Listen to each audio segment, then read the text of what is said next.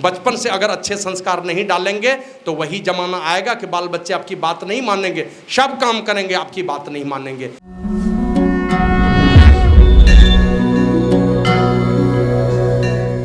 गलतियां होती है घर में, देखते हैं ना, पति पत्नी का जीवन है, कलह द्वेष होना स्वाभाविक है, ये होगा, लेकिन दोनों पटरी के समान है। एक समय आएगा जब बेटा बेटी कोई नहीं देखने वाला तो वही दोनों सहारा देने वाला होता है। तो घर में कभी विग्रह घर में मत आने दीजिए, प्रेम से जोड़ कर रखिए, प्रेम के बागडोर में जोड़ कर रखिए। बच्चे अगर हैं तब बच्चों के अंदर में अच्छे संस्कार बचपन से डालते चलिए। बचपन से अगर अच्छे संस्कार नहीं डालेंगे तो वही जमाना आएगा कि बाल बच्चे आपकी बात नहीं मानेंगे, सब काम करेंगे, आपकी बात नहीं मानेंगे। संस्कार दीजिए, धन दौलत हो उसके साथ, लेकिन उसके साथ में अच्छे संस्कार बचपन से डाले जाएं। और वो अच्छे संस्कारों को डालने के लिए सबसे पहला आंगन होता है वो है माँ का गर्भ, और ये प्रथम पाठशाला है, और दूसरी पाठशाला है माता पिता का आंगन। तो इस समय से ही, बचपन से ही सारे अच्छे संस्कार बच्चों के अंदर में दीजिए। लेकिन इसके लिए आवश्यक है कि आपका जीवन तपस्या वाला हो। राम सीता 14 वर्ष तक वनवास में रहे, तपस्वी बन करके रहे, तो भरत शत्रुघ्न भी रहे, भरत और मांडवी भी, लक्ष्मण और उर्मिला भी, शत्रुघ्न और श्रुति कीर्ति भी, सब लोगों ने ब्रह्मचर्य व्रत ले लिया। राम ने लिया तो चारों भाई ने ब्रह्मचर्य व्रत ले लिया, और चारों भाई ने लिया तो सारी प्रजा ने ले लिया। 14 वर्ष में एक भी बच्चे का जन्म नहीं हुआ। अयोध्या में 14 वर्ष में एक भी बच्चे का जन्म नहीं हुआ, इसलिए कि राम जी ने ब्रह्मचर्य व्रत ले लिया, सब भाइयों ने ले लिया ब्रह्मचर्य, तो सारी प्रजा ने भी ले लिया। और दोनों पति पत्नी तपस्या वाला जीवन जीते रहे, तो एक भी आदमी मरा भी नहीं। अयोध्या में राजा दशरथ के अलावा एक भी आदमी नहीं मरा था 14 साल में, क्योंकि सारे राजा लोग तपस्या पर बैठे हुए, एकदम कंद मूल फल यही सब खा करके जंगल में रहते हैं, तपस्या करते हैं, साधु संतों की संगति में रहते हैं। तो घर में माता पिता राजा दशरथ और कौशल्या जैसा जीवन होगा तो श्री राम तो आएंगे ही उन्हीं के घर में, है ना। तो इस प्रकार पवित्र जीवन बना के रखिए। और एक छोटी सी बात वो ये वनवास काल में लक्ष्मण से पूछा था भगवान श्री राम ने, भाई लक्ष्मण, खिले हुए फूल को देख करके कौन आकर्षित नहीं होता? बोला भैया वो तो सब होते हैं। कब पके हुए फल को देख करके कि कौन आकर्षित नहीं होता? बोला वो तो सब होते हैं। पर पुरुष और पर स्त्री को देख कर, पराई युवती को देख करके कौन मोहित और आकर्षित नहीं होता? तो लक्ष्मण जी कहते हैं भैया, जिनकी माँ हो पतिव्रता, माँ पतिव्रता और पिता हो पांचों पापों से बचने वाला, बाप होना चाहिए सदाचारी, पांचों पाप से बचा हुआ है, झूठ चोरी नशा हिंसा व्यभिचार, पांचों पापों से बचा हुआ बाप हो, और ऐसे पति को भगवान क्यों नहीं माने? माँ हो पतिव्रता, पिता हो पांचों पापों से बचने वाला। तो इन दोनों के संयोग से जो भी बेटा और बेटी आता है, कभी भी पर पुरुष और पर स्त्री को देख करके मोहित और आकर्षित नहीं होगा। और उसका साक्षात नमूना थे लक्ष्मण जी। 14 वर्षों तक रहे साथ में, लेकिन जब सीता गई है, सारा माता अनुसुईया ने जो आभूषण दिया था पहनने के लिए जंगल में, वही सा आभूषण गिराते हुए गई है, तो उसको दिया पहचानने के लिए। तो लक्ष्मण जी कहते हैं कि हमने माता सीता का तो केवल मने चरण ही देखा है, मने पराई माँ बहन है, उनका चरण देखें तो राम भावना, और चेहरा देखें तो काम भावना। और लक्ष्मण ने वही किया, भाव ही है सामने में, शब्द दिन माँ का दर्जा दिया, चरण ही देखा। तो इस प्रकार आप लोगों का जीवन, सबका जीवन हो, बाल बच्चों के अंदर में ये सारी शिक्षा दी जाए, तो निश्चित रूप से वो दिन दूर नहीं जब हमारा भारत विश्व गुरु बनेगा। ऐसे बेटा बेटी की आवश्यकता है। साधु संतों का ज्ञान यही सारी बातों की सीख देता है। संतों का ज्ञान संसार को सजाने और संसार के बाद का भी जीवन हमारा सुखमय और शांतिमय हो, यही कह करके गुरु महाराज गए। शुक्रत कर ले, नाम सुमिर ले, को जानने कल की, जगत में खबर नहीं पल की। संसार में रहिए, बढ़िया काम कीजिए, जय जयकार होगा संसार में,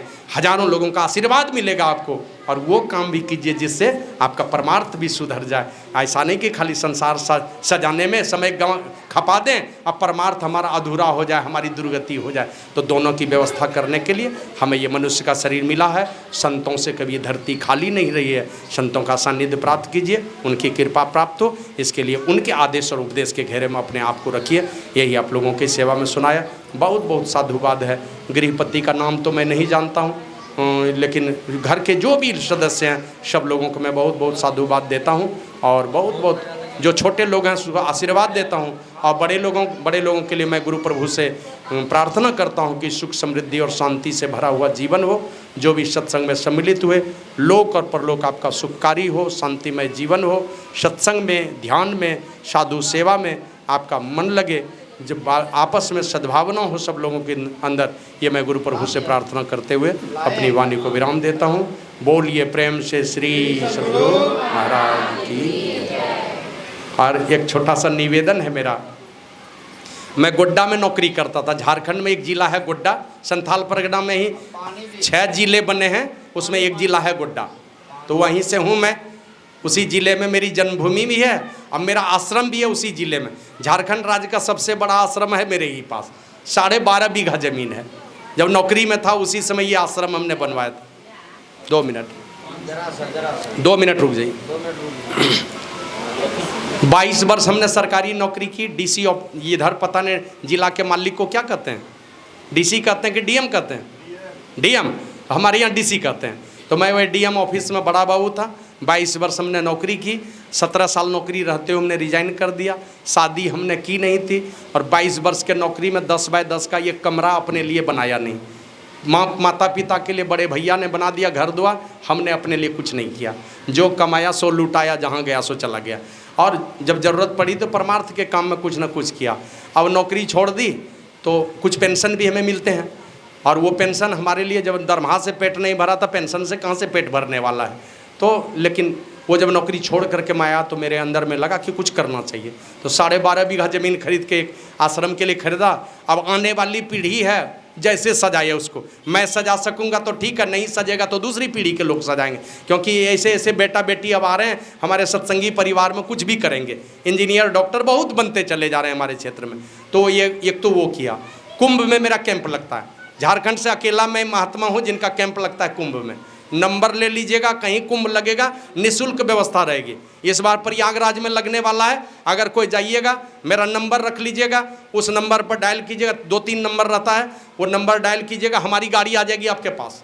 पुलिस से पता पूछ लेते हैं हम लोग कौन जगह है वो, हमारी गाड़ी आ जाती है। एकदम निःशुल्क सेवा रहती है हमारी गाड़ी से। 10-20 आदमी 25 आदमी एक बार में 2-2 गाड़ी भेज करके मंगवा लेते हैं।